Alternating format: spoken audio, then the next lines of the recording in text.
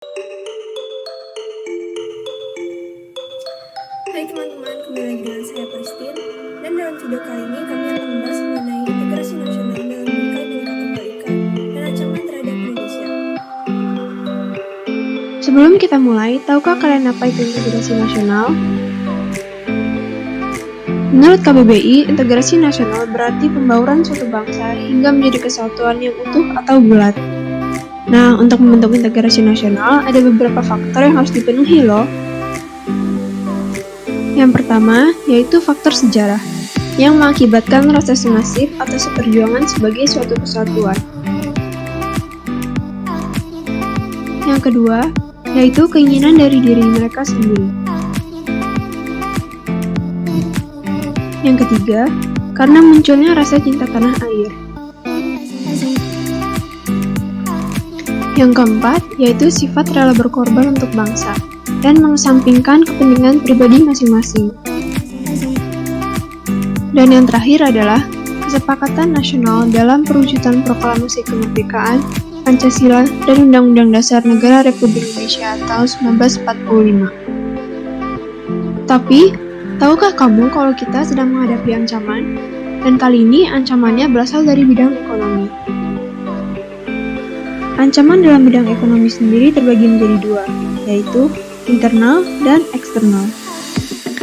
Ancaman internal yang masih kita hadapi sampai saat ini adalah tingkat inflasi yang tinggi, masih ada banyaknya pengangguran,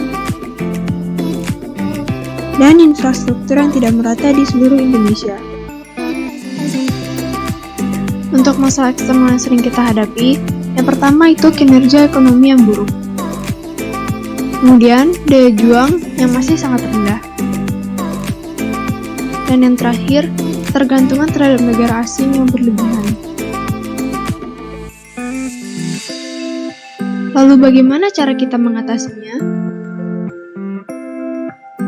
Yang pertama, pemerintah bisa melakukan penanaman jiwa wirausaha di sekolah-sekolah dengan mengadakan seminar.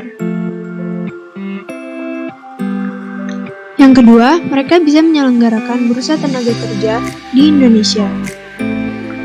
Kemudian, pemerintah juga dapat mendirikan desa wisata yang dapat dikunjungi oleh para turis asing maupun turis lokal.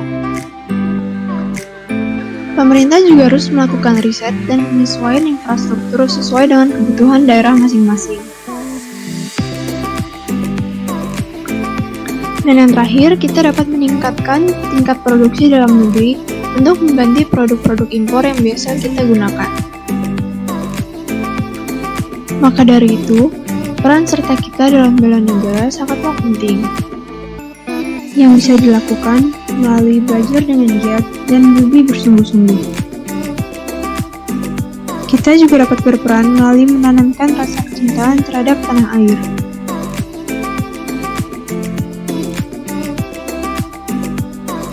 Berperan aktif dalam memajukan bangsa dan negara dengan berkarya nyata sesuai dengan kemampuan masing-masing.